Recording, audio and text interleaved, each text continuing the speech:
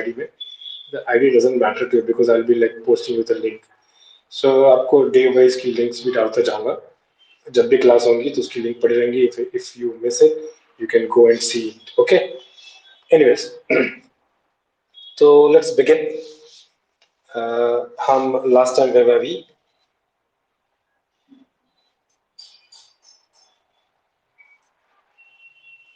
हम कहाँ पे थे?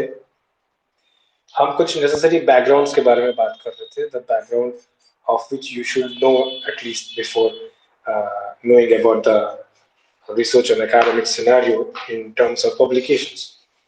Right. अब ये हम actually this is all a background which I feel that a student at least who is graduating should know about a research article, how these are like published, what is a copyright, and I think I have used one more term, the plagiarism.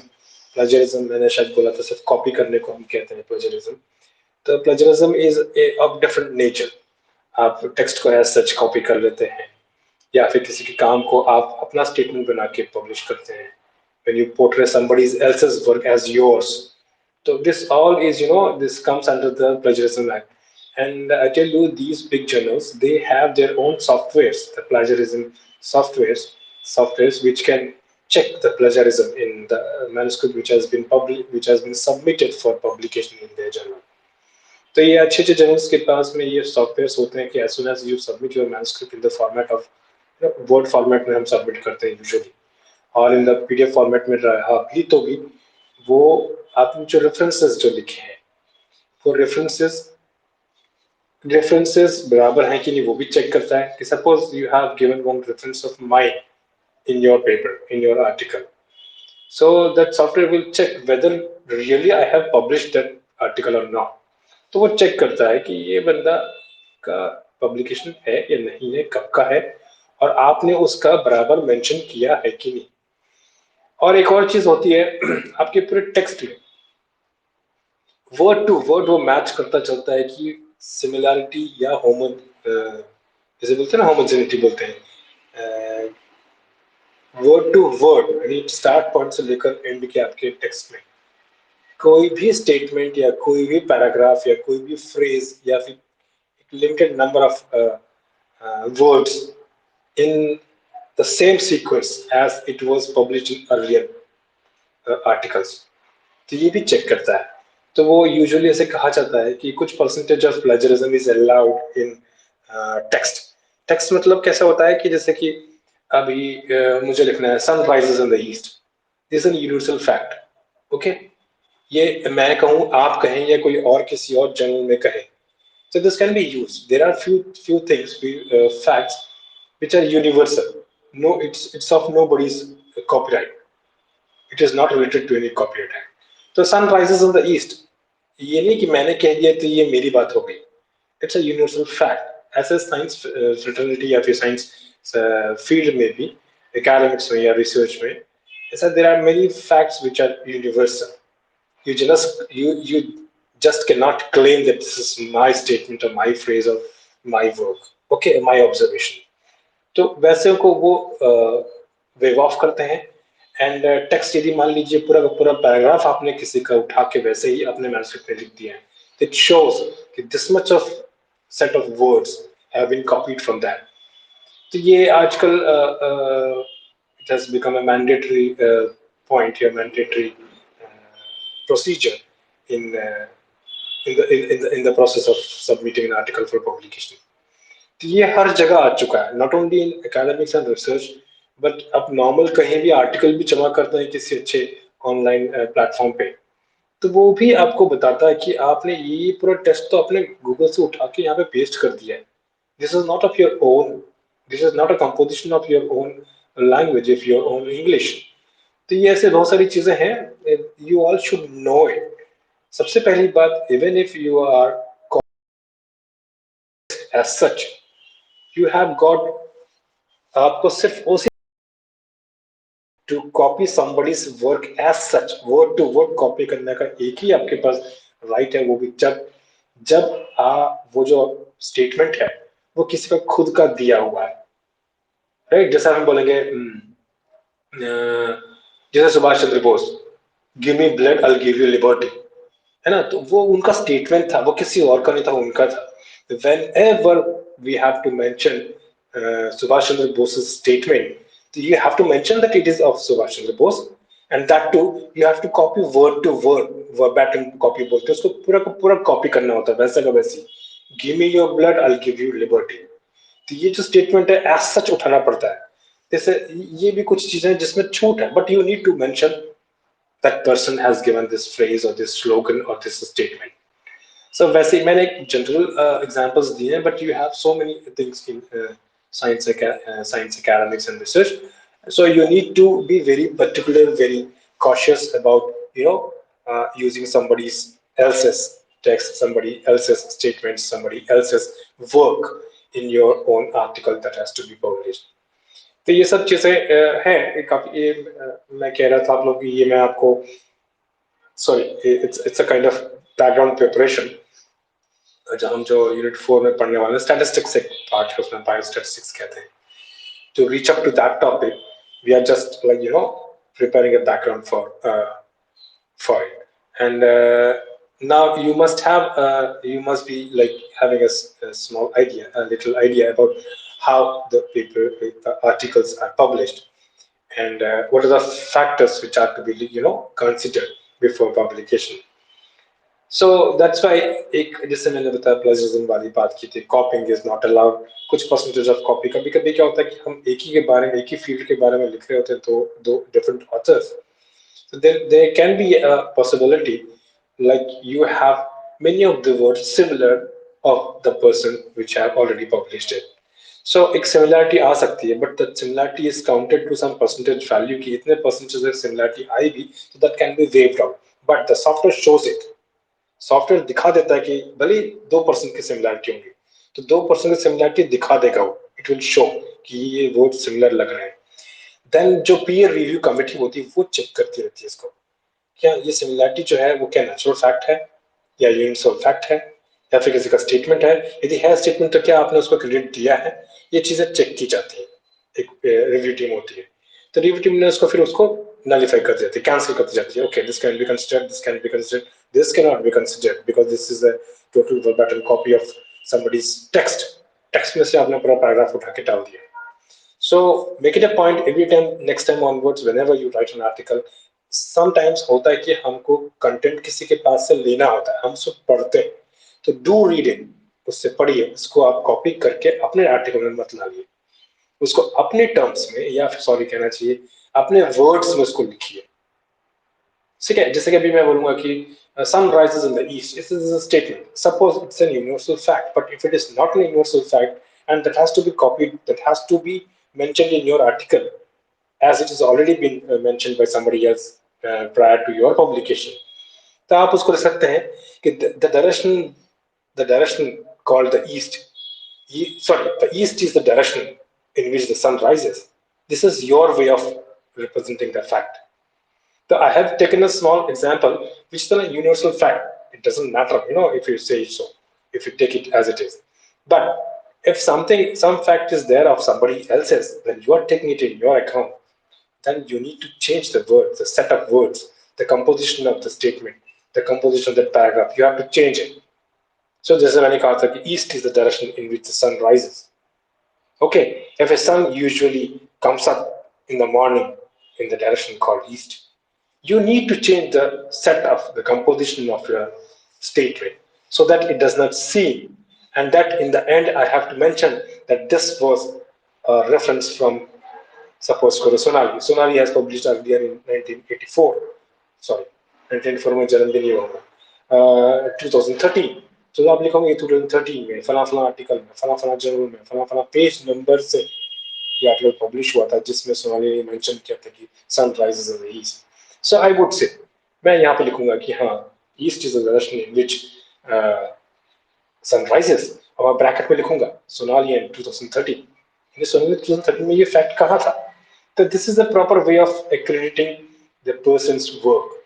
मतलब सबसे पहली बात आपको ये समझना और ये सीखना जरूरी है कि हमें हर एक इंसान, हर एक कंट्रीब्यूटर, हर एक ऑथर के कंट्रीब्यूशन को, उसके मैन्युस्क्रिप्ट को, उसके स्टेटमेंट्स को उसके ऑब्जर्वेशंस को, उसके कंक्लूजन को आपको प्रॉपर क्रेडिट देना है। सपोज सपोज यही स्टेटमेंट मान लीजिए सोनाली ने दिया 2013 में, और 2014 में ओजस्वी ने भी किसी तरीके से स्टेटमेंट को यूज किया इन हर ओन वर्ड्स। तो देन मैं जब थर्ड टाइम यूज कर रहा हूं तो I have to mention both the names, both the names, है ना। और कभी कभी ऐसा होता है कि कुछ कुछ स्टेटमेंट्स ऐसा होता है कि अब सोनाली और ओजस्वी तो दोनों ने एक ही स्टेटमेंट को वो किया, लेकिन दोनों ने 2013 में ही किया। तो 2013 में ही दोनों ने आपको सपोज करो अगस्त सितंबर में ही किया। तो क्या होता है, जब अगस्त में जब उसका पब्लिश हो रहा था सोनाली का आर्टिकल, तब ओजस्विता भी पब्लिश कर रही थी, तो ओजस्विता माइट नॉट नो कि सोनाली भी पब्लिश कर रही है। तो दोनों साइमल्टेनियसली अपीयर होंगे, तो दोनों के टेक्स्ट में एक दूसरे का जिक्र नहीं होगा। लेकिन जब मैं थर्ड पर्सन एज करूंगा तो मैं दोनों का नाम मेंशन करूंगा कि सोनाली 2013 एंड ओजस्विता 2013, इन्होंने इस चीज को मेंशन किया था and I am using it the data. और यदि आगे पीछे है, यदि मान लो 13 और 14 है, ओजस्विता 14 में है, तो ओजस्विता शुड मेंशन कि 13 में ये हुआ था। यूजुअली यहाँ हमारे यहाँ ट्रेंड है, हमारे यहाँ टीचर्स ये बताते नहीं है कि आपको जो मेंशन करना है जब आपका फाइनल मैन्युस्क्रिप्ट तैयार हो जाता है, तो you need to check the latest references to, उस टॉपिक पे, उस जगह पे कोई और पब्लिकेशंस हैं क्या आज तक का, यदि आप आज सबमिट करने जा रहे हैं। This is a good habit. And for that now the comes the, जो हमें पढ़ना है हमारे सिलेबस में है, ये चीजें कहाँ ढूंढेंगे हम, कहाँ है, किसने कहाँ पब्लिश किया, कौन सा जर्नल है। if at all we do not know the journals and the publishing houses, so we need a place where we can search it out. एक तो गूगल है ही। जब हम पढ़ते थे तो मेरे ख्याल से उसमें गूगल बहुत नया था, और ढेर सारी चीजें आती थी। गूगल में एड्स नहीं होते थे, आज भी एड्स नहीं है गूगल में। और हम यूजुअली याहू से सर्च करते थे। और एक नया नया एक और जो आया था जो बहुत पॉपुलर हो गया था, उसमें रिडिफ, रिडिफ का भी अपना एक सर्च इंजन है। But these they were private players, so they were projecting so much of ads. And वो एक होता है कि सर्च ऑप्टिमाइजेशन कहते हैं, एक टर्म है नेटवर्किंग इंटरनेट के फील्ड में, यानी कि आप जो ढूंढ रहे हैं वही मिलना चाहिए। कई बार क्या होता है कि आपने एक वर्ड किया सन, SUN, आप सिर्फ सन सर्च करके देखना चाहेंगे कि ओजस्विता और सोनाली ने कब पब्लिश किया था, तो you won't get it, because sun is इतना कॉमन टर्म है जो ढेर सारे, जिस जहां पे भी सन वर्ड मेंशन किया होगा वो सब रिजल्ट साथ में आ जाएंगे। Now here comes a prime thing, an important thing, and that is keywords. The keywords you use to search some fact or some observation or some work is very important. यदि आप, मैं जानता हूं कि मैंने सोनाली का वर्क है, तो शायद हो सकता है मैं सिंपली सोनाली देवा नामटा लिखूंगा तो उसके नाम से ही जो वर्क है वो दिखेगा, या फिर मैं ओजस्वी रामटे के लिखूंगा तो उसके नाम से ही जो वर्क है वो सब लिस्टिंग हो जाएगी search. But if at all I don't know it and I want to know whether somebody has worked on sun और नॉट, तो मैं ओजस्वी तो और सोनाली को जानता नहीं हूँ, तो I'll be putting sun in the key as a keyword in the search box। तो उससे क्या होगा कि सन से रिलेटेड इतनी सारी चीजें हैं, apart from Sonali and Ojasvi, there are so many people, there are so many people, there is so much of data available on the term sun. So to know the exact content you want to refer, you have to extract the exact content of the work you need to know or you are searching for। तो उनको search करने के लिए the most important thing is the type of keyword you use। if suppose you use sun and east, okay, तो sun and east उसमें भी ढेर सारे आएंगे। अब आप वर्ड डालते हैं सन, डायरेक्शन एंड ईस्ट। अब डायरेक्शन एक वर्ड है, ईस्ट एक वर्ड है।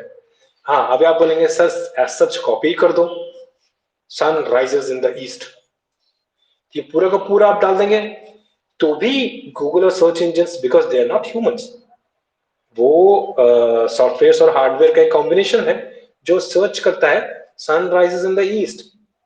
बट उसमें कुछ वर्ड्स ये भी हैं, इन और द। इन और द ऐसे वर्ड्स हैं जो हर जगह पाए जाते हैं, तो जस्ट ना भी जो ऑप्टिमाइजेशन की जो मैंने बात की थी, सपोज मैं अपने डेटा को ऑप्टिमाइज करके रखा हूँ, तो मेरा डेटा पहले चला जाएगा लिस्ट में, और मैंने ऑप्टिमाइज नहीं किया तो यूजुअली सोनाली और वो जसविता ने अपना आर्टिकल पब्लिश किया तो वो ऑप्टिमाइज करने नहीं जाते हैं। But if you are publishing in a good journal, a good place, a good publishing house, these publishing houses usually do their optimization, तो इनके रिजल्ट्स पहले आते हैं। इफ समथिंग, सब एक न्यूज़पेपर है, उसने मान लो अपडेट ही नहीं किया अपने आप को, ऑप्टिमाइज ही नहीं किया as per the internet search engine, तो ऑप्टिमाइज नहीं किया तो क्या होगा, इनकी लिस्टिंग बहुत पीछे चली जाएगी। दैट वे एक दूसरा टर्म था, जैसा भी मैंने बताया था, कॉपीराइट की बात कर लिया हमने, प्लेजरिज्म की बात भी discuss. Now comes the keyword. The keyword is the prime and the important thing on the basis of which you are going to search the work related to your article, either published by somebody else or either published in some other media, किसी और तरीके से open access में है, online है, या फिर किसी जर्नल में है, किसी मैगजीन में है, किसी न्यूज़पेपर में है। This all can be searched out if you have got proper keyword setting in the search box. तो ये सर्च बॉक्स के ऊपर जो कीवर्ड्स हैं, अब साइंटिफिक जर्नल्स जितने भी होते हैं वो सब अपने साथ एक 6 कीवर्ड्स का सेट देते हैं। If at all I am publishing an article in scientific journal, the journal wants me to suggest six, तीन नहीं, six keywords at the most। ऐसा नहीं कि 10-15 कीवर्ड्स दे रहे, वो बोलते हैं 6 कीवर्ड्स कम से कम, सॉरी ज्यादा से ज्यादा 6 कीवर्ड्स दे सकते हैं आप। तो 6 कीवर्ड्स में से आप वो 6 कीवर्ड्स में से कोई भी एक कीवर्ड यूज करेंगे तो उस पर्टिकुलर आर्टिकल का रिजल्ट आपके लिस्ट में आ जाएगा। So that was the way, ये सब चीजें बहुत ही सोची समझी और फ्रॉड मुक्त, यानी फ्रॉड फ्री ऐसा बनाने की कोशिश की गई है। एंड वो सर्चेबल भी रहे, कि आप ढूंढ रहे हैं किसी चीज को तो आपको मिले वो चीज। तो ये सर्चेबल भी होने के लिए we need to be a bit intelligent in giving the keywords for our article to be searched on internet, and मैं किसी के कॉपी, अब मैं आपको एक हाल फिलहाल बताता हूँ कॉपीराइट का एक्ट का। हम एक वीडियो था which was used by me for the वो वायरल अटैक के बारे में, छोटा सा क्लिप था। मैं जब उसको दिखाया करता था क्लासेस में, तो काफी बार क्या था कि नेट नहीं चल रहा है, मेरे पास कनेक्टिविटी नहीं है, तो what I used to do, मैं उसको डाउनलोड कर लिया, मैंने एक जगह से डाउनलोड कर लिया। डाउनलोड करने के बाद में मैंने उसको दिखाना कैसे, तो फिर मैंने ना गलती की, मैंने अपने ही अकाउंट पे उसको अपलोड किया। मेरे अकाउंट पे किसी और का आर्टिकल, किसी और का वीडियो मैंने डाउनलोड कर लिया और अपने कंप्यूटर से मैंने अपने अकाउंट में, अपने यूट्यूब में उसको अपलोड कर लिया, और वो मैं यूजुअली शेयर करने लगा आप लोगों से। मैं अपने आपको नहीं किया हूँ, आप लोगों को तो अलग बात, लेकिन क्या है कि मैं जब क्लास ले रहा हूँ तब भी मैं इसको शेयर करता हूँ। तब होता क्या है कि यूट्यूब इसको वॉच कर रहा था। यूट्यूब अभी ज्यादा स्ट्रिक्ट हो गया है, पहले उतना नहीं था लेकिन अभी स्ट्रिक्ट हो गया है। ऐसे ही मेरे नर्वस सिस्टम के ऊपर, इसके ऊपर कुछ वीडियोस जो हैं जो यूजुअली एक्सेस नहीं हो पाते थे बिकॉज ऑफ ऑनलाइन कनेक्टिविटी, तो मैंने उनको डाउनलोड कर रखा था और उनको मैंने यूज कर लिया अपने चैनल पे। तो ऐसे यूट्यूब है अभी रिसेंटली मेरा चैनल को उन्होंने ब्लॉक कर दिया है ना, on the issue of copyright. वो कहते हैं आपके पास 4 वीडियोस ऐसी हैं जो आपकी नहीं है और आपके चैनल पे दिखता है। ये आप लोग भी ध्यान रखिए इन चीजों को। तो वो उन्होंने उन्होंने they have taken down my account and चारों लोगों के नाम से लिस्ट दी है, उनके कॉन्टैक्ट नंबर्स दिए हैं, उनके कॉन्टैक्ट ईमेल आईडीज दी है, और बोला कि आप कॉर्पोरेट एक्ट के अंदर में आते हैं क्योंकि आपके 4 दिख रहे हैं, 3 से ज्यादा दिख रहे हैं, इसलिए हमने आपके अकाउंट को we have taken down. And if you want us to, तो वो जो ओनर है इस वीडियो का, उसने हमें बोलना चाहिए कि प्लीज जो टेक डाउन रिक्वेस्ट है उसको रिमूव कर दो, उसको रिट्रैक्शन बोलते हैं, उसके अकाउंट को रिट्रैक्ट कर दो। अब जैसे ही मुझे पता चला, we usually do not see these mails in our account, हमारे मेल अकाउंट्स में, इनबॉक्सेस में we don't look for these mails. ये मुझे एक वार्निंग मेल आई थी, आई मिस्ड इट। फिर एक हफ्ते पहले एक और मेल आया था, even that I missed it, because ये कोविड कोविड के चक्कर में हम मेल भी बराबर चेक नहीं कर रहे थे। उसके बाद फिर वो बोला था कि लास्ट मेल में लिखा था कि यार 7 days के अंदर यदि आपने कुछ काम नहीं किया तो ये बंद हो जाए। यानी I had been given some time also to rectify myself, but I could not do. तो 7 days खत्म हो गए, उसके बाद धड़धड़ा के 2-3 मेल आ गए, ये हो गया। तब मैंने अचानक से देखा, लिखा कि 4 लिंक्स दी हुई हैं जिसके बारे में कहा है कि आपने इनको यूज किया है इलीगली, तो आपका अकाउंट बंद कर दिया। तो ये कॉर्पोरेट एक्ट के अंदर में ये लीगल उसमें भी हो सकता है। अब मैंने चारों को सॉरी लिखा है, मुझसे गलती हुई है, मैं वीडियोस हटा दूंगा। उसमें से एक का जवाब आया कि आप प्रॉमिस करते हैं कि आप हमारे वीडियोस को हटा देंगे तो फिर मैं रिट्रैक्ट कर दूंगा। लेकिन वो दो लोग, दो एक ही साइट के थे, तो एक यूएस की एक प्रेस ऑर्गेनाइजेशन है, तो उनका एक वीडियो था पब्लिक के लिए। हालांकि वो फ्री ही रहता है, बट लेकिन मैं यूज नहीं कर सकता है ना, कम अंडर कॉपीराइट भले फ्री है। जो दूसरे जो है वो उनके तो उनका रिस्पॉन्स आने का है। पहले वाले ने बोला कि हम नहीं करें, तो फिर मैंने कहा कि सॉरी मुझसे गलती हुई है, लेकिन अभी आगे ध्यान रखूंगा, मैं अब ऐसा इलीगली अपलोड नहीं करूंगा। हाँ, मैं उनके वीडियोस को अपने थ्रू अपने एजुकेशन में, एकेडमिक्स में या फिर कहीं ना कहीं यूज कर सकता हूँ, बट विथ प्रॉपर क्रेडिट। यानी कि मुझे उनके ही साइट की लिंक देनी होगी, यूट्यूब की, उनके चैनल की, so that it will not come under the copyright tag. तो दैट वे ये मैं अच्छा हो मैंने आप लोगों से शेयर कर दिया, तो आपको पता भी चल गया कि एग्जांपल भी है हमारे सामने कि how copyright things are been like managed. तो एनीवेज, अब वो जब सबके सब के रिक्वेस्ट से मैं जिनको रिक्वेस्ट डाली है वो हाँ कहते हैं, तो देन ओनली फिर यूट्यूब मेरे उसमें से ब्लॉक हटाएगा, अदरवाइज मेरा अकाउंट ब्लॉक रहेगा। ईमेल शुरू है लेकिन यूट्यूब ब्लॉक हो गया। तो ऐसे रिलेटेड जितने भी हैं, तो इन चीजों को समझिए। This is becoming more more and more stringent, strict होता जा रहा है। पहले करते थे लोग, ध्यान नहीं था, हमें तो वैसे भी ध्यान देने की आदत नहीं है। देखिए मेरे को 2 मेल आए थे earlier, but I did not look into that, तो I missed it and now I have to suffer. है, मेरी पूरी वीडियोस हैं, ये हैं वो हैं, कितने कॉन्फ्रेंसेस की वीडियोस हैं, सब लगी हुई है। तुम लोग के सेमिनार की वीडियोस है उसमें, तुम लोग सेमिनार दिए थे जब तुम लोग नहीं दिए थे, थर्ड सेमेस्टर वाले और फर्स्ट सेमेस्टर वाले में दिया था, उन सबके सेमेस्टर सेमिनार्स पोस्टेड है उसमें। अभी आप मेरे उस लिंक को क्लिक करेंगे तो बोलता है कि समथिंग सेज कि अभी रिमूव हो गया है या फिर दिस इज डाउन, समथिंग कुछ तो लिख के आता है। So these are things you need to understand and you need to consider these aspects also, at least in today's scenario.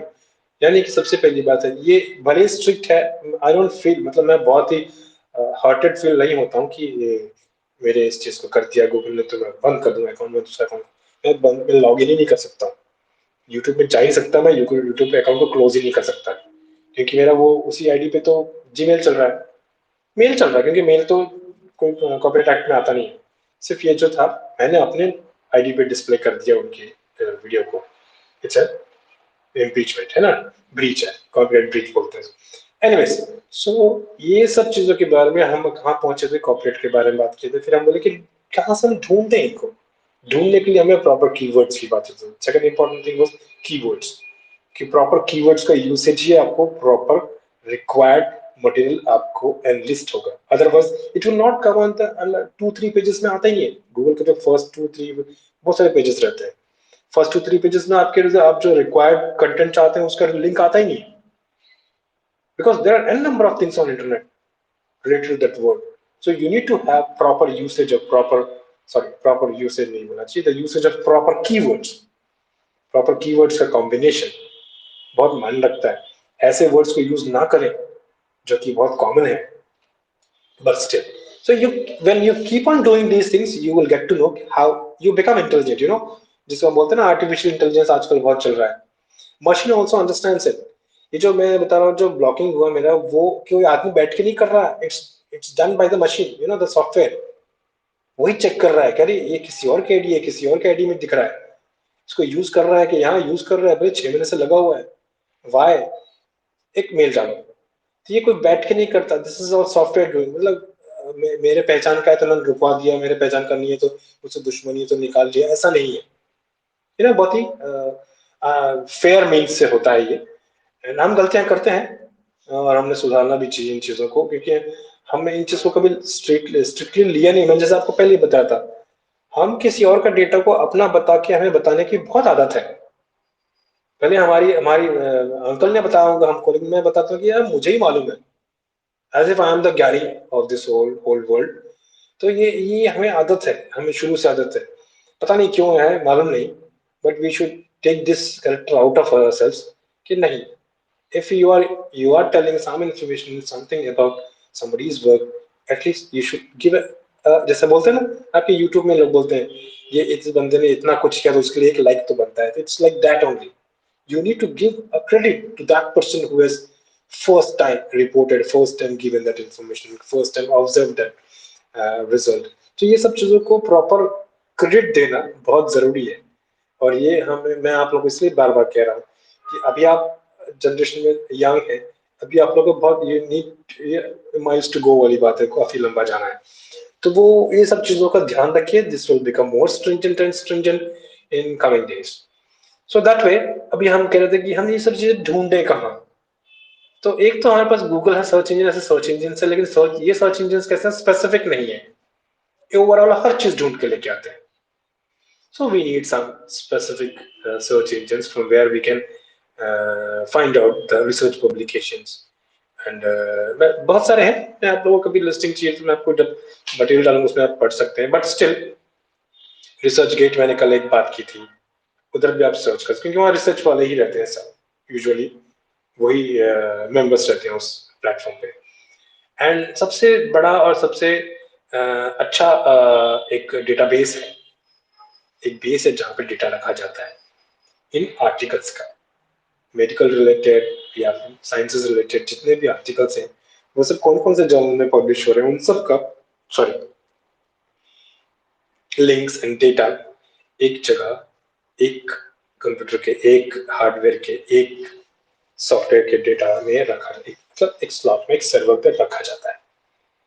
And ये जो सर्वर है जहाँ पे डेटा रखा जाता है, उसमें से मैं आपको एक पॉपुलर वाला बता दूं, जिसको हम बोलते हैं पबमेड। मेडिकल पब्लिकेशंस का पबमेड नाम है, पबमेड, पब्लिकेशंस ऑफ मेडिसिन।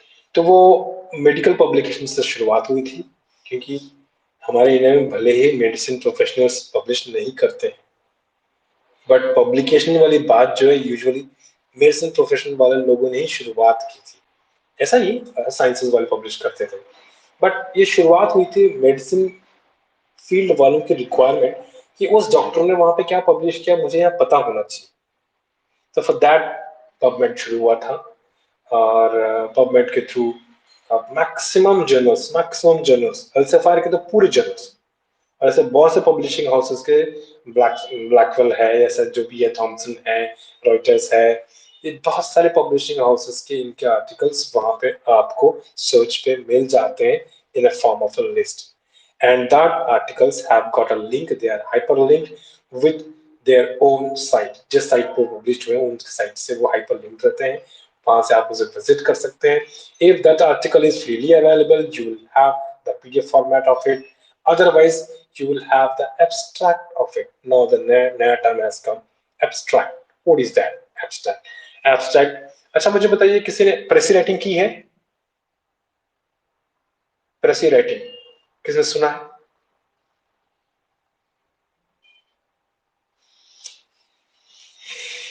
सब सो गए क्या?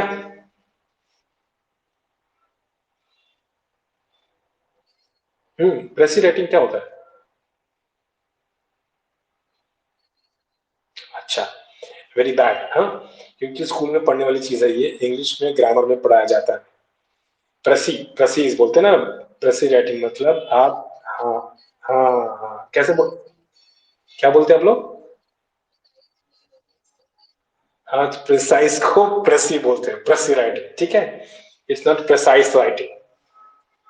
तो वो क्या है, क्या करते हैं हम, वन सिक्स करते हैं कंटेंट का, वन सिक्स फॉर्मेट में हम लिखते हैं। That is what you know, concising the manuscript, concising the full manuscript which can be shown in the one sixth of format। तो वैसे ही किसी भी रिसर्च आर्टिकल का या फिर किसी भी आर्टिकल का आप एब्स्ट्रैक्ट दे सकते हैं। Abstract is nothing but the shorter representation of that particular article, a shorter, a minimal representation, जिसमें एक बार मैं एब्स्ट्रैक्ट पढ़ लूं तो मुझे पूरा आइडिया हो जाएगा कि इस आर्टिकल में क्या क्या कहा गया है, right? What all things are have been, you know, considered under the article, and that has to be given in a smaller version. अब ये रिसर्च आर्टिकल्स के पीछे यूजुअली ये किसी किसी जर्नल में बोलते हैं कि 200 वर्ड्स में लिखिए, कोई जर्नल कहती है 300 वर्ड्स में लिखिए, कोई जर्नल कहती है कि 500 वर्ड्स में लिखिए। इफ इट वो रिव्यू आर्टिकल है, रिव्यू आर्टिकल यूजुअली क्या है कि बहुत बड़ा होता है। जब रिव्यू आर्टिकल रहता है तो ये एब्स्ट्रैक्ट का जो लिमिटेशन है वो 500 वर्ड्स तक भी हो सकती है, depending upon the journal. Journal कितना स्पेस अपना प्रोवाइड कर सकता है for every article in the form of abstract. तो ये एक एब्स्ट्रैक्ट जो है वो हम कंसाइज रिप्रेजेंटेशन या smaller representation of the article है in the form of text, जिसमें हम यूजुअली मेन पॉइंट्स लिखते हैं, मेन ऑब्जर्वेशंस का थोड़ा सा जिक्र करते हैं, रिजल्ट्स क्या है और एक कंक्लूजन क्या है, इन चीजों को हम उसमें इंक्लूड करते हैं। Remember all this things. Abstract में यदि रिसर्च आर्टिकल का एब्स्ट्रैक्ट है तो आपको इंट्रोडक्शन में जो लिखते हैं वो बैकग्राउंड बनाने की कोई खास जरूरत नहीं है। आपको ये लिखना है कि आपने ये काम क्यों लिया, किस पे किया, कैसे किया, कौन सी मेथोडोलॉजीज आपने यूज की, आपके ऑब्जर्वेशंस कैसे थे, प्रोमिनेंट ऑब्जर्वेशन पूरा लिखते नहीं बैठेंगे लंबा सा, उसको छोटा करना पड़ता है, वही कंसाइज राइटिंग है। तो वो आप किस मेथड्स को यूज किए, कैसे रिजल्ट्स आए और क्या इन्फ्लुएंस निकालते हैं आप इससे, इतनी सारी चीजें आपको एक एब्स्ट्रैक्ट में लिखनी होती है under the limitation of 200 to 500 words, whatever the limitation the journal provides asks you to do. तो ये प्रकार से एब्स्ट्रैक्ट नाम की एक चीज आ गई, which is a small representation। यानी कि जब आप PubMed में सर्च करेंगे, if that article is been restricted, copyrighted or cannot, it is not freely available, then you might have एक एब्स्ट्रैक्ट दिखेगा जिससे आपको आइडिया हो जाएगा, हाँ this is very much related to my work, so I need this article. तो पहले क्या होता था, हम ये आर्टिकल ऑथर को लिखते थे। अर्लियर डेज हम ऑथर को लिखते थे कि आपका फला फला आर्टिकल फला फला जगह पे पब्लिश हुआ था, जो मैं ये फला फला काम कर रहा हूँ, I want to refer it, मैं उससे पढ़ना चाहता हूँ, क्या आप मुझे दे सकते हैं? तो फिर वहां से वो हमें भेजते थे। एक समय था जब ये सॉफ्ट कॉपीज नहीं थी तो हार्ड कॉपीज आती थी। तो हर एक आर्टिकल जब भी किसी रिसर्च जर्नल में पब्लिश होता है तो वो जर्नल आपको लिमिटेड नंबर ऑफ आर्टिकल्स देती है, सॉरी रीप्रिंट्स देती है, आपके आर्टिकल के प्रिंटआउट्स कॉपीज देती है। तो वो जो कॉपीज है, पहले पहली बार जब आप पब्लिश करते हैं तो आपको 25 कॉपीज दे देंगे कि ये आपके हैं। उसके बाद यदि और रिप्रिंट चाहिए आपको तो फिर हम चार्ज करें। तो ऐसा हुआ करता था। अब जब सब कुछ ऑनलाइन हो चुका है तो रिप्रिंट्स का जमाना जा चुका है। अभी वो बोलते हैं कि हम आपको पीडीएफ कॉपी देंगे आपके आर्टिकल की। जैसे मेरे आर्टिकल का मुझे पीडीएफ कॉपीज मिली है, एक ही कॉपी मिलती है। इट्स माई विल कि किसी ने मुझसे रिक्वेस्ट की स्ट्रेट अवे तो मैं उनको पीडीएफ कॉपी शेयर कर सकता हूँ। बट लेकिन वो कहती है कि आपकी खुद की कॉपी होनी चाहिए। पीडीएफ कॉपीज में रेस्ट्रिक्शंस आ गए। यदि उसी आर्टिकल को जर्नल बेच रही होंगी तो आप फ्रीली बांट नहीं सकते, आप फ्रीली मेल पे डाल नहीं सकते, वो फिर ब्रीचिंग कॉपीराइट हो जाएगा। तो आप क्या कर सकते हैं, या तो मैं प्रिंट आउट निकाल उसको दे सकता हूँ, that is a different issue, लेकिन मैं उसको ऑनलाइन नहीं दे सकता क्योंकि मैंने कॉपीराइट्स ऑलरेडी ट्रांसफर कर दिए थे अपने जर्नल को। सो लाइकवाइज, तो ये बहुत सारी चीजें इंट्रिकेसीज हैं, जब आप जैसे getting to the field you come to know कि कैसे होता है क्या नहीं होता है। तो लाइक एब्स्ट्रैक्ट लिखने वाली बात आ गई। अब वो डेटाबेस की बात आ रही थी, हम डेटाबेस को डिस्कस कर रहे थे। तो ये पूरे आर्टिकल्स पबमेड नाम की जगह आप लोग को मैंने एक छोटा सा असाइनमेंट दिया था कि एक टॉप 10 जर्नल्स के बारे में बताइएगा। किसी ने कुछ किया है उसके ऊपर?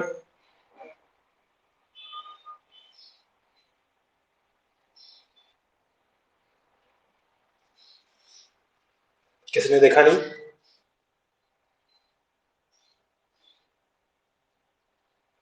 किसी ने भी नहीं? जैसे हमें, हाँ हाँ बोलो। हम्म। क्या मिला? लिस्ट क्या मिली आपको? हम्म। ओके। तो उसमें लिस्ट में नाम नहीं पड़े अपने किसी के? उसमें नेचर का नाम पड़ा? उसमें साइंस का नाम पड़ा? मैंने 3 जर्नल के नाम लिए थे लास्ट टाइम, नेचर, साइंस और एक लैंसेट बोला था जब हम कोविड की बात कर रहे थे। मैंने भी चेक किया बाद में, मैंने आपको बोला था 30s में ही होगा उसका impact factor, but it is 42 point something nature का, और साइंस का है 41 पॉइंट समथिंग। ये दोनों आपस में आसपास रहते हैं। तो ये हमने इम्पैक्ट फैक्टर्स के भी वो टर्म्स लिखे थे, राइट, सिटेशन इंडेक्स सब के बारे में। छोटी छोटी चीजें हैं, ये आपको याद रखिए, जब आप रिसर्च फील्ड में जाएंगे तभी आपको ये सब चीजें काम आती है, अदरवाइज। एनीवेज, तो मैं चाहता था कि आप लोग लिस्ट देखो, दो चार नाम बताओ मुझे। दिस सेल नाम का एक जर्नल है, आपने नेचर बताया, साइंस बताया, लैंसेट बताया, ऐसे बहुत सारे। वो आपने 11 बताया, तो 11 के नाम आपने पढ़े कुछ? एनीवेज, तो ढूंढिएगा, तो जब पबमेड जो मैंने बताया था, पबमेड भी आप लोग एक बार सर्च करके प्रैक्टिस करके देखिए उसमें। एक काम करिए, किसी को जानते ना जानते हो मुझे ढूंढिए उसमें, ढूंढ के तो बताइए कि मेरे कितने पब्लिकेशन दिखते हैं उसमें। ज्यादा नहीं दिखते मेरे, क्योंकि बहुत सारे हैं नहीं मेरे। लेट अस सी कि मेरे नाम से मेरे होने चाहिए, क्योंकि आप सुरेश नाम से तो बहुत आएंगे। तो यू नीड टू सर्च, और मैं बताता हूँ अब इसके सर्च के ऑप्शंस हैं। आप उस साइट पे, पबमेड की साइट पे जाएंगे तो सर्च कैसे करेंगे? बुक से सर्च कर सकते हैं, आर्टिकल के टाइटल से सर्च कर सकते हैं, आर्टिकल के ईयर से सर्च कर सकते हैं, आर्टिकल के ऑथर के नाम से सर्च कर सकते हैं। यदि आर्टिकल के ऑथर का नाम यूज करते तो उसमें लिखा रहता है कि आप इसको किस फॉर्मेट में हमें सर्च बॉक्स में डालिए, है ना। तो मेरा नाम है सुरेश, लिखेंगे तो सुरेश, तो ढेर सारे सुरेश होंगे, तो लिस्ट आ जाएंगे। आप मुझे कहाँ से ढूंढेंगे? फिर हर एक आर्टिकल में घुस घुस के देखना पड़ेगा कि ये मैं ही हूं या नहीं। तो स्पेसिफाई करें, सिर्फ नागपुर लिखने से नहीं होता। मैंने कौन सा शहर दिया था, मैं जब वो पब्लिश किया था तो मैं कहाँ पे था? हो सकता है कि मैं दिल्ली में रहा हूँ तो उस समय कोई एड्रेस दिया होगा, फिर यहाँ आ गया तो यहाँ का एड्रेस हो गया। इसके पहले मान लीजिए मैं कहीं आंध्रा में रहा हूँ तो आंध्रा का एड्रेस हो सकता है। तो लाइक वाइज द एड्रेस में keep on changing, but what stage with me, my name. And one more thing, आप जिस आर्टिकल के बारे में ढूंढना चाहेंगे मेरे लिए, तो वो आर्टिकल का टाइटल भी डाल सकते हैं। There could be a combination of author plus title combination, या फिर the keywords which were there in my article. तो अभी आपको एक टास्क है कि मेरा एक एक पॉकेट में मेरा एक आर्टिकल नजर आएगा, डेफिनेटली। और भी दो हैं लेकिन वो नजर नहीं आते हैं, बिकॉज वो थोड़ा सा स्ट्रीम से हटके जर्नल्स में है, तो वो लिस्टिंग में नहीं आते। ठीक है, तो आप में से मैं देखता हूँ कि कितने लोग मेरे आर्टिकल को सर्च करते हैं। तो मैं टाइटल नहीं बताऊंगा, मैं चाहता हूँ कि आप मुझे टाइटल बताएंगे, सर ये टाइटल से आपका आर्टिकल मिला। ठीक है, करोगे आप लोग? नहीं नहीं, मैं कुछ नहीं बताऊंगा, सिर्फ नाम दूंगा, और आप नाम से ही आप ढूंढिए उसको। आप फर्स्ट टाइम कर रहे हैं आप लोग ना, ऐसे तैसे कॉम्बिनेशन लगाइए, कॉम्बिनेशन लगाइए, अलग अलग कॉम्बिनेशन, अलग अलग नाम। अभी सबसे बड़ी प्रॉब्लम तो है मेरे साथ, मेरे नाम को कैसे फीड करना है आपको, वो भी प्रॉब्लम है, क्योंकि मेरे पूरा नाम नहीं आता, मेरा पूरा नाम यूज नहीं होता सर्च लिस्ट में, क्योंकि सर्च लिस्ट में लिमिटेशन है ऑथर को यूज करने के लिए। ट्राई करिए, है ना, और देखिए कि कितने आर्टिकल्स दिखाता है। यदि आर्टिकल दिखाता है तो उसको डाउनलोड करने की कोशिश करिए, तो आपको बताएगा। जब आपको एब्स्ट्रैक्ट भी दिखाएगा, आपको कीवर्ड्स भी दिखा देगा, और आपको रेफरेंसेस भी दिखाएगा जो मैंने रेफरेंसेस यूज किए थे। तो वो, लेकिन आप उतना ही, बाकी मेन आर्टिकल आपको नजर नहीं आता। एक अच्छा पिक्चर आजकल अल्साफा शायद उसका ऑब्जर्वेशन एक पिक्चर या ग्राफ भी दिखा देता है, लेकिन बाकी चीजें नजर नहीं आती। तो कोशिश करिए, नेक्स्ट अपन जब मिलेंगे थर्सडे को, तो आप लोग कोशिश करिए कि मेरे आर्टिकल को पबमेड में सर्च करिए। और एक और क्या बोलते हैं ना, एक टूल है, टूल दे दिया मैंने आपके हाथ में। यदि कोई बोलता है ना मेरे इतने पब्लिकेशन है, मैंने इतने सारे पेपर पब्लिश किए, उस बंदे का नाम डाल के देखना कितने आते हैं। मैं तो बोल रहा हूँ कि मेरे 3 हैं, उसमें से एक ही दिखता है। ठीक है, क्योंकि दो थोड़ा डिफरेंट फील्ड के, इसलिए वो पबमेड में नजर नहीं आता। वो एक इंसेक्ट से रिलेटेड है, अरे तो वो अलग फील्ड में चले जाते हैं। लेकिन ऐसा नहीं बोल रहा हूँ इंसेक्ट्स वाले पेपर यहाँ नजर नहीं आते, दिखते हैं।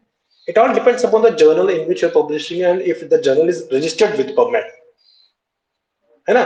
तो एनसीबीआई करके एक ऑर्गेनाइजेशन है, जो एक डेटाबेस सेंटर है, जो सिर्फ पब्लिकेशंस का ही डेटाबेस नहीं है, वो इनके अलावा और भी दूसरे डेटाबेसेस का सेंटर है।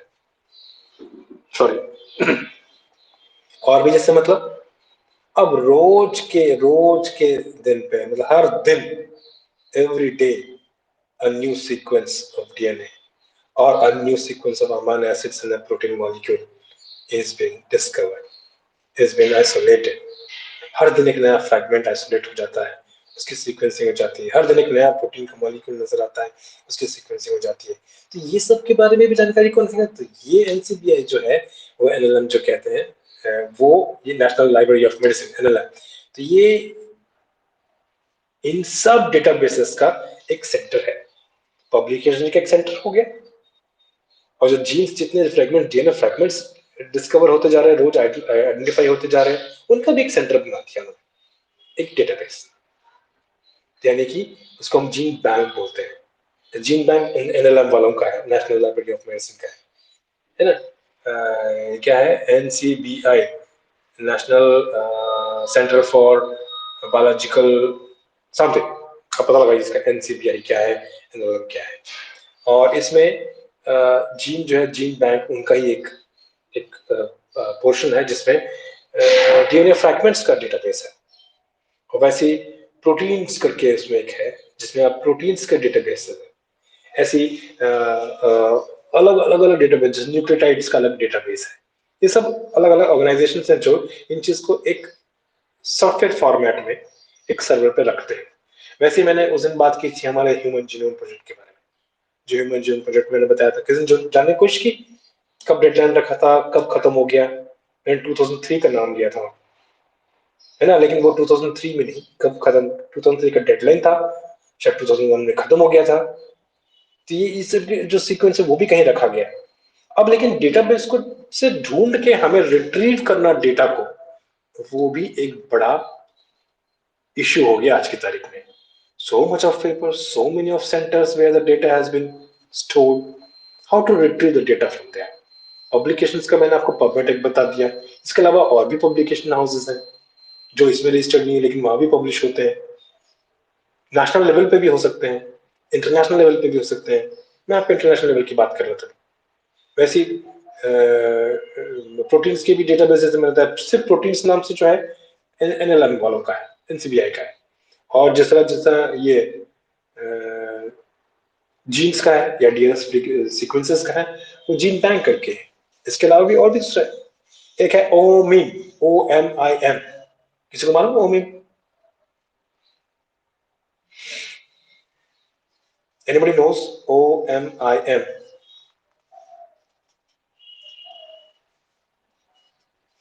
ओमिम मतलब होता है online Mendelian inheritance for mankind, for man. ठीक है, यानी कि एक ऑर्गेनाइजेशन है जो मैन से रिलेटेड जितने भी सीक्वेंसेस अभी तक डिस्कवर हो रहे हैं, या जितने भी जीन्स के बारे में जो भी इंफॉर्मेशन हम डिस्कवर करते जा रहे हैं through our experimentation, through our research, through our research, तो वो सब का एक डेटाबेस है ओमिन, जहाँ पे यूजुअली जीन्स का ज्यादा ख्याल रखा जाता है कि एक कोई नया प्रोटीन, क्योंकि इतने सारे जीन्स से सभी आइडेंटिफाई नहीं हुए हैं। जैसे टाइम जाता जा रहा है, इन ड्यू कोर्स हम नए नए जीन्स को आइडेंटिफाई करते जा रहे हैं। तो वो यदि ह्यूमन काइंड में, ह्यूमन मैन में, ह्यूमन में यदि मान लो जीन आइडेंटिफाई हो रहा है, तो वो यूजुअली लोग ओमिन में सबमिट करते हैं। Gene bank is for everyone, कोई भी एनिमल, कोई भी ऑर्गेनिज्म की हो सकता है। बट जीन बैंक में भी आपको मिलेगा उसके बारे में, मैन मैन के जीन्स के बारे में, या फिर छोटे से जीन के टुकड़े के बारे में, या डीएनए के फ्रैगमेंट के बारे में भी हर चीज मिलेगी। या फिर ह्यूमन जीनोम प्रोजेक्ट का सबमिट हुआ था, तो उससे रिट्रीव करने के लिए वो डेटा अलग फॉर्मेट में से, वो हाथ से यानी वर्ड के फॉर्मेट में लिख के जमा नहीं किया हुआ था, वो एक अलग तरीके से सबमिट किया हुआ था। उसको रिट्रीव करने के लिए फिर पबमेड जैसे टूल्स नहीं काम करेंगे, वहां पे दूसरा टूल काम आता है जिसको आप लोग पढ़ोगे। स्विस प्लॉट है, ब्लास्ट है, फास्ट है, ये अलग अलग टूल्स हैं जिसके थ्रू हम ऐसे डेटा को related to genes, related to DNA fragments, related to protein sequences या फिर अमीनो एसिड सीक्वेंसेस, ये सब के डेटा को रिट्रीव करने के टूल्स हैं अलग अलग जो पॉपुलर है। जो कुछ के नाम आप लोग पढ़ेंगे जस्ट टू नो, ये तो तुम्हारा ग्रेजुएशन है, तो you only just you need to know only the tools, how does they work. ये तो जब आप यूज करेंगे, इट्स अ सिंपल प्रोटोकॉल, उसमें प्रोटोकॉल दिया रहता है, ऐसे ऐसे ऐसे यूज करिए, वैसे वैसे आपको रिजल्ट आ जाएगा। Software based, it can be learn any time whenever you into the field. यदि आपको जरूरत है तो आप जब सीखना शुरू करेंगे तो it doesn't take much time, but सीख सकते हैं उसको, है ना। तो ऐसे डिफरेंट डेटाबेसेस जो है क्रिएट किए गए जो यूनिवर्सली मेंटेन किए जाते हैं, and that can be retrieved whenever we require to refer those. So whenever you refer that kind of data from some database, you need to refer कि इस database से मैंने data उठाया था. People depending upon that, people decide whether your information, your observation is authentic or not.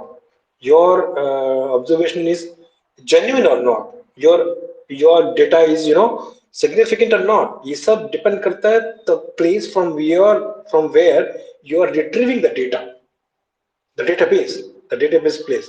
वो कहाँ से retrieve कर रहे हैं, कौन सी जगह से आप उन इंफॉर्मेशन को रिट्रीव करने की कोशिश कर रहे हैं, और उसको आप रेफर करते हैं तो दैट शोज. अभी सपोज करिए मैं आपको एक बात बोलूं कि प्रोटीन डिटेक्ट करना है किसी सॉल्यूशन में, 12 बज गए, प्रोटीन डिटेक्ट करना है किसी सॉल्यूशन में, तो आपको एक यूजुअली एक बाय यूनिट मेथड बता. हाँ, टाइम हो गया. ठीक है, नहीं कोई बात नहीं, कोई बात नहीं, कोई बात नहीं, टाइम कंस्ट्रेंट्स तो है ही. तो will see you on Thursday. Okay. Okay, चलो बाय. Thank you.